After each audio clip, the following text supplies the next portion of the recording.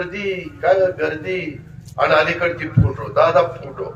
आता येताना 10 ठिकाणी मला थांबवलं, फोटो नाही काढून द्यावा. तर काय राव, अजून महिना नाही झाला याचं बटन दाबलं आणि लगेच बदलला, गडी बदलला.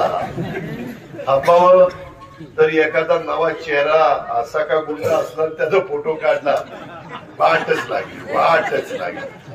तुम्ही बघा आता सध्याच्या पेपरला बातम्या बितम्या, काही मंत्र्यांच्या बरोबर ह्याचा फोटो त्याचा फोटो. आता आम्ही गेलो त्या दिवशी, मुख्यमंत्री, दोन्ही उपमुख्यमंत्री, शिवराज सिंह चव्हाण होते. आम्ही तिथं बसलो, असे एक जण उभा राहिला, फोटो काढला. आम्हाला काय माहिती त्याचा धंदा काय. म्हणणार हे काय तुझा धंदा, फोटो काढतो म्हणजे सगळं आखरीतच आहे.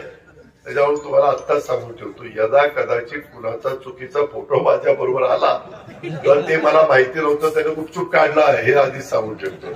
माझा काही दोष नाही. तरी मग माझ्या सिक्युरिटीला सांगतो, तिथल्या पोलिसांना सांगतो, हे बाबा गुन्हेगारी जगताशी संबंध, अंडरवर्ल्डशी संबंध असणारे कोणी तर फिरत असतील तर आमच्या जवळ येऊन देऊ नका. कार्यकर्त्यांनी पण ते लक्षात ठेवलं पाहिजे.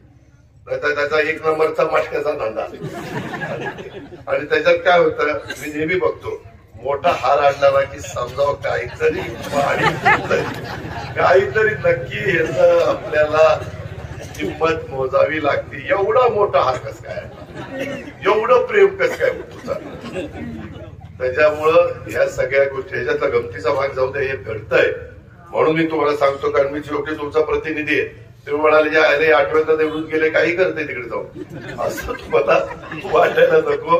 आमच्या लाडक्या बहिणींना पण वाटायला नको, कारण आमच्या लाडक्या बहिणींनी आम्हाला खूप चांगली साथ दिलेली आहे.